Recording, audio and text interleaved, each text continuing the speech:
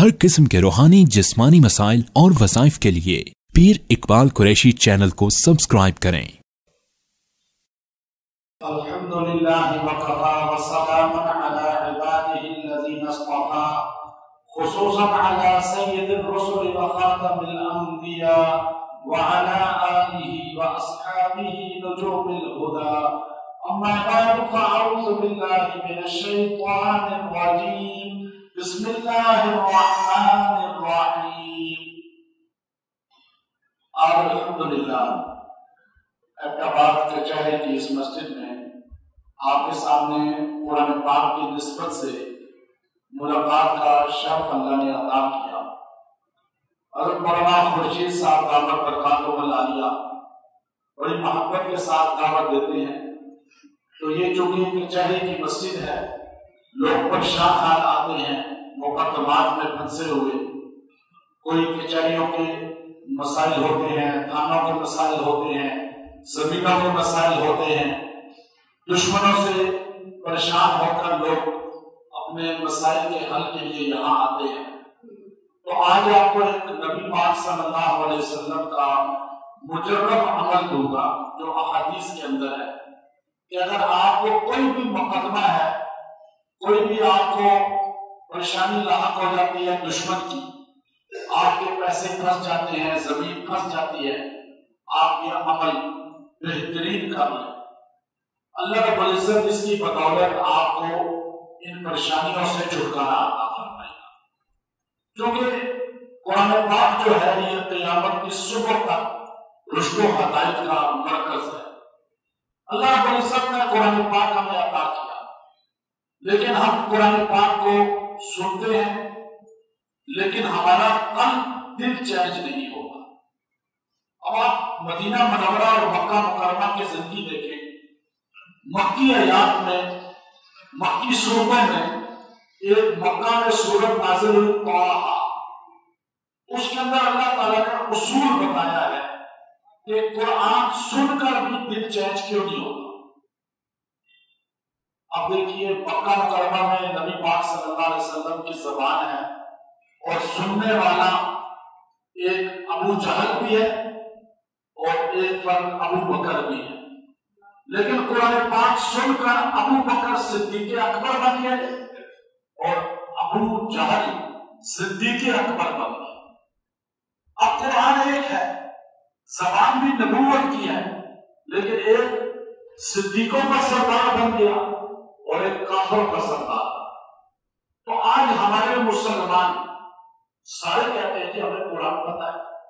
ہمیں قرآن پڑھا ہوا ہے، ہم ترجمہ سے جانتے ہیں، اور آپ کچہری میں تو یہاں ہر بندے کی زبان پر یہی سنیں گے،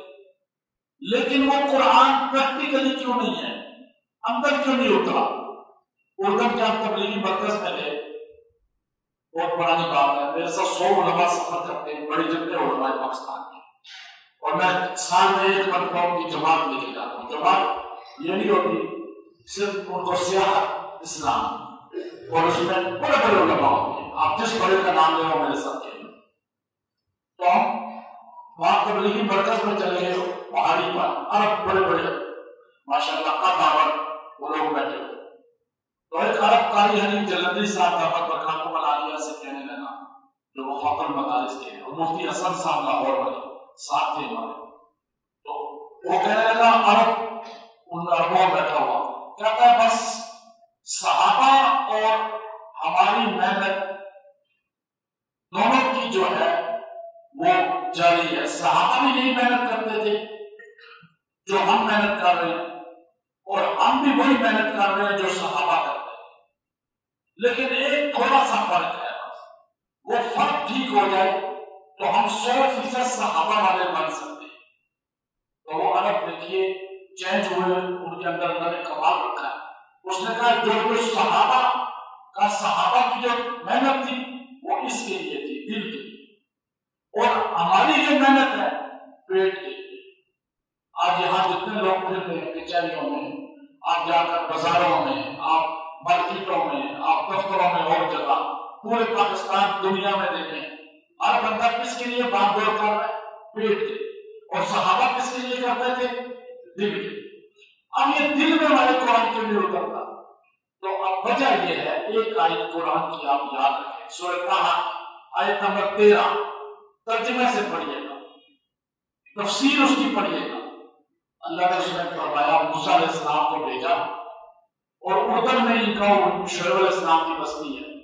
ہم ان پہاڑوں میں گئے، ان جگہوں میں وہاں شعیب علیہ السلام سے جب یہ اپنی بیوی کو لے کر چلے، اب 12 سال خدمت کی تھی، وہاں ساری تکلیف کاٹی، تو اللہ تعالیٰ نے وہاں سردی میں جب ان کی بیوی کو بٹھوایا اور آپ نے آگ کو دیکھا، آپ آگ کے لیے چلے تو آگے آگ نہیں تھی، وہ فرمایا اننی انا اللہ، میں تمہارا اللہ ہوں، اور پھر اللہ نے ایک جملہ کہا کہ فخلعنا علیک، اپنے جوتے اتار دے، ادب بتایا۔ اس کی تفسیر اللہ نے جو علامہ علوسی نے کی کہ موسیٰ علیہ السلام کو نبوت ملنے کے بعد جو پہلا اعلان ہوا وہ ادب ہے، جوتے اتارنے، یہ واقعی دعا، ادب سب سے پہلے۔ آج جس قوم سے ادب نکل جاتا ہے وہ قوم پھر اپنے اصل کو چھوڑ دے۔ امام مالک رحمۃ اللہ علیہ ابن مبارک نے یہی فرمایا۔ اس کے بعد اللہ تعالیٰ نے فرمایا وَأَنَا اخْتَرْتُكَ فَاسْتَمِعْ لِمَا يُوحَىٰ، اے موسیٰ میں نے آپ کو چھانٹ لیا ہے، منتخب کر لیا ہے نبوت کے لیے، اب جو میں کہا کروں نا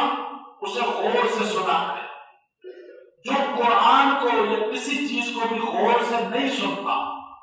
تو سمجھ لے وہ اس کے دل میں نہیں اتری۔ بیان کسی کا، درس کسی کا، اب آپ یا وکیل ہے، آپ اکثر وکلا دیکھیں کہ جج صاحب سن نہیں رہے ہماری بات، سمجھ رہے وہ کام آپ کا نہیں کریں۔ وکیل صاحب اپنے جو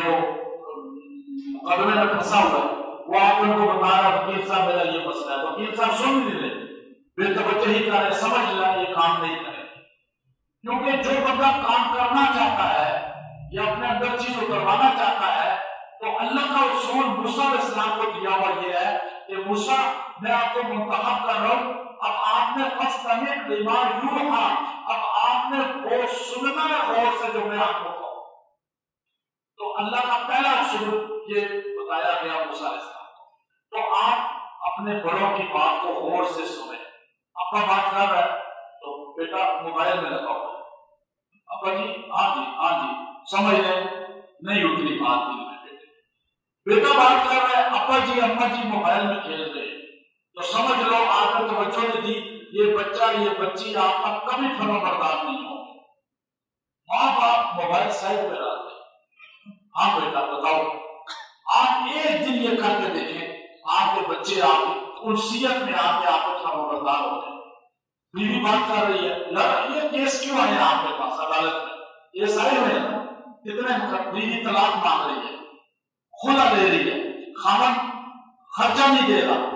خاوند تنگ ہے، بچے تنگ ہے، بچے باپ پہ مقدمہ کیے ہوئے، ایسا ہی کیوں؟ اگر آپ فَاسْتَمِعْ لِمَا يُوحَىٰ اس آیت پر عمل کریں لوگ، بیوی گھر جائیں، بیوی سے ہاں بتاؤ کیا بات ہے، موبائل سائڈ پہ رکھے، دفتر کام سائڈ پہ رکھے، بیوی کہ کتنے مجھے توجہ دے رہے خاوند، اور خاوند کو بیوی کے بات کرے، گپ لگائے۔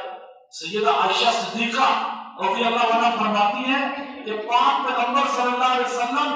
اپنا ہاتھ سے نوانا مجھے کھلایا کرتے تھے، اتنی توجہ دیا کرتے تھے۔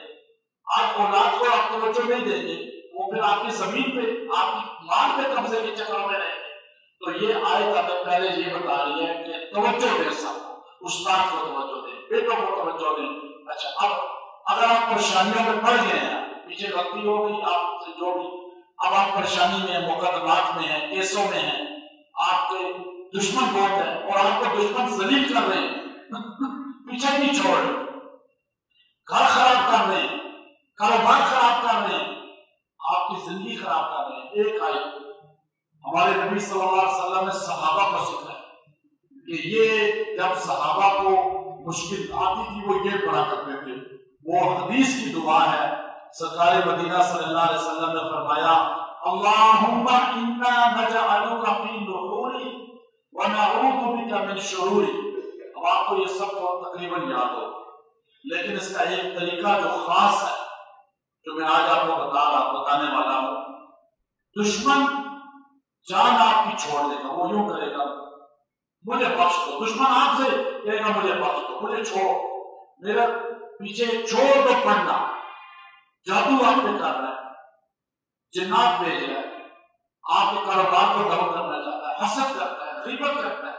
آپ کے گھر کو تباہ کر رہا ہے، مقدمے کر رہا ہے، عدالتوں میں آپ کو خراب کر رہا ہے، کھانے کی چیزوں میں خراب کر رہا ہے، یا آپ کا کوئی اور بندہ ایسا مخالف بن گیا ہے، آپ نے پہلے تو رات کے ٹائم سارے کمرے کی لائٹیں بند کر دیں، بالکل اندھیرے میں آئے، کمرہ خالی ہو اور ڈنڈا ہاتھ میں رکھیں۔ یہ ہمارے شیخ تھے، بہت بڑے اللہ والے، انہوں نے مجھے اجازت دی تھی، دنیا سے جا چکے ہیں، انہوں نے کہا 7 دن کر کے دیکھو دشمن پیروں میں گر جائے گا۔ میں آپ کو اجازت کے ساتھ حدیث کے الفاظ ہیں، صحابہ کا دشمن کبھی آگے بڑھا صحابہ سے؟ حضور نے صحابہ کو سکھائی، صحابہ آج بھی سرخرو ہے جنت میں، اور ہمارا اہل سنت کا مسلم عقیدہ ہے۔ تو اس لیے یاد رکھیں، یہاں میں بابا چلاسی رحمۃ اللہ علیہ کی تعزیت کے لیے آیا ہوں، وہ اللہ کا ولی دنیا سے جا چکا ہے۔ میں پچھلی بار آیا، یہاں پہ خطیب ہزارہ ہمارے ساتھ بیٹھے ہوئے، آج وہ بھی دنیا سے چلے گئے، میں ان کی بھی تعزیت یاد سے کرنا چاہتا تھا کہ اللہ تعالیٰ ان کی مغفرت فرمائے۔ تو اب یہ طریقہ ہے اس کا، کمرے میں لائٹ بند کریں، اندھیرا کریں، اور ڈنڈا ہاتھ میں لیں، اور یہ دعا پڑھتے جائیں، اور اندھیرے میں ڈنڈے کو چلاتے جائیں جیسا کہ اس دشمن کو آپ مار رہے ہیں، تصور میں یہ کریں، اور اللہم انا نجعلک فی نحورہم ونعوذ بک من شرورہم، یہ چلاتے جائیں، پڑھتے جائیں، گنتی نہ کریں۔ جب صحیح تھک جائے نا تو چھوڑ سمجھ جائیں، بس تصور میں ڈنڈا اس پہ چلائیں، اس کے جسم پہ، اس کی زبان پر، اس کے تمام جتنے بھی وہ ٹھنڈے کر رہا ہے اس پہ ڈنڈا آپ کا چلے گا، اور انشاءاللہ اللہ تعالیٰ آپ کو سرخرو کر کے اس کیس سے نکال دے۔ ایک بندہ اغوا ہو گیا، اس کے گھر والے آئے، میں نے کہا یہ کرو، اس نے جو بھی اغوا کیا اللہ جانتا ہے، غیب اللہ کے پاس ہے، لیکن دعا حضور علیہ السلام کی ہے، اور آگے اس کا طریقہ بتایا گیا قابل کا۔ تو اس نے یہ کیا، چند دن میں بغیر پیسوں کے انہوں نے اس کو پھینکا اور چلے گئے، وہ گھر واپس آ گئے۔ تو آپ اس آیت کو ایک تو یہ عمل کریں، دوسرا اس کو 70 بار 21 دن پڑھ کے دعا کریں مقدمات سے۔ اگر آپ کو شک ہے کہ آپ کا جو لڑنے والا ہے کیس وہ کہیں دوسروں سے نہ مل جائے تو آپ پھر بھی یہ پڑھتے رہیں، اللہ تعالیٰ اس شر سے ہی بچائے گا اور آپ کو کامیاب کرے گا۔ کیونکہ کچہری میں بیٹھا ہوں تو کچہری کا ہی وظیفہ ہونا چاہیے نا، یہاں پہ آپ کو تو پیسے تو آپ کے پاس ہے تو آپ کچہریوں میں کیس لڑنے آتے ہیں، غریب آدمی تو کچہری میں نہیں آئے گا ذرا۔ اور اللہ تعالیٰ سب کو پریشانیوں سے نکالے، اور یہ عمل حدیث کا آپ کریں، اور گھر میں توجہ دیں، اولاد کو، بیوی کو، اور بیوی خامن کو، ماں باپ کو، بڑوں کو، دادا ہے، دادی ہے، نانا ہے، نانی ہے، کوئی بڑا بھی ہے، اس کو تھوڑا دیر بیٹھ جائے، بوڑھوں کے پاس بیٹھا کریں، بوڑھوں سے باتیں کیا کریں۔ میں کامیاب کیوں کہ میں بڑے اکابر بوڑھے علماء کے پاس زیادہ بیٹھتا ہوں، ان کی خدمت کرتا ہوں، اور وہ ہمیں بہت فیوزات برکات دے دیتے ہیں، دعائیں دے دیتے ہیں۔ آپ نے اگر کامیاب ہونا ہے نا، آپ کے خاندان یا گھر میں جو بوڑھا ہے نا اس کو لوگ اگنور کر دیتے ہیں، آپ اس کے پاس بیٹھ جایا کریں، تھوڑا اس کے ساتھ باتیں کپڑے لگایا کریں، پھر دعا کا کہہ دیا کریں۔ آپ کا تہجد پڑھ کے دعا اتنی جلدی قبول نہیں ہوگی جتنی ان بوڑھوں سے دعا لے کر